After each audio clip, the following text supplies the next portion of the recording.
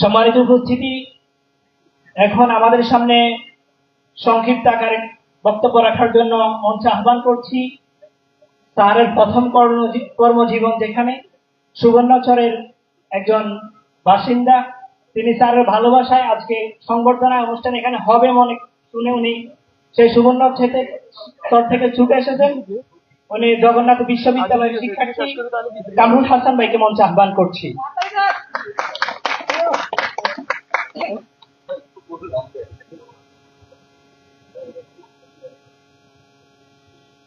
আসসালামু আলাইকুম সবাইকে।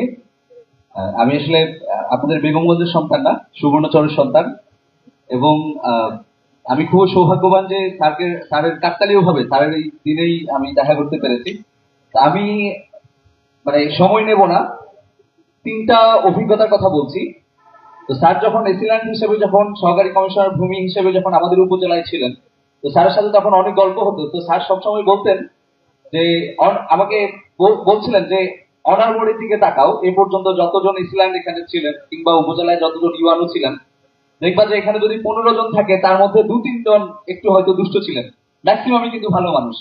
সুতরাং আমাদের যে একটা প্রবণতা যে অর্থাৎ অফিসার বলতেই, অর্থাৎ সিভিল ব্যুরোক্রেটিক বলতেই সবাই খারাপ মানুষ, সবার মধ্যে যে একটা রিউমার্স সাধারণ মানুষ জানে, সেই ব্যাপারটা আসলে খুব কাছ থেকে না দেখলে আসলে জানা যায় না। এবং তিনি আরেকটা কথা বলেছিলেন যে আমরা তখন সহকারী কমিশনার ভূমি হিসেবে স্যার যখন ছিলেন, তখন ওই যে ডাটা এন্ট্রির কাজ করতে হয়েছিল, মানে খুব জটিল একটা কাজ। তো আমরা অনেকজন 20-25 জন সেখানে কাজ করেছিলাম। তো স্যার যখন বাজেট বরাদ্দ আসতো, মানে খুব সূক্ষ্ম ভাবে স্যার খুব স্বচ্ছতা বজায় রাখার চেষ্টা করতেন। তো তিনি বলছিলেন যে আমি এমন কোনো কাজ করতে চাই না যাতে আমার জুনিয়র অফিসার আমাকে গালি দেয়, অর্থাৎ আমার মা বাবাকে গালি দিবে জুনিয়র অফিসার, এরকম কাজ করার জন্য আসলে আমি অফিসার হই নাই।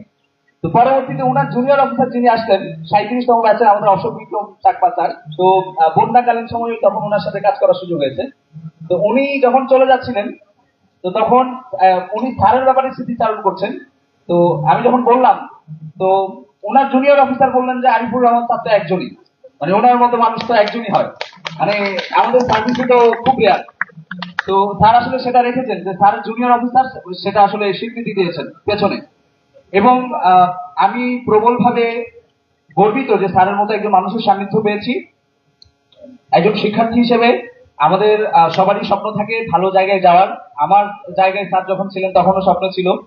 তো আপনারা সবাই দোয়া করবেন যে মানে একজন আরিফুর রহমান স্যারকে আমি এত, মানে স্যার সামনে আছেন এই জন্য বলছি না, স্যারকে আমি ভালোবেসে গুরু সম্বোধন করি।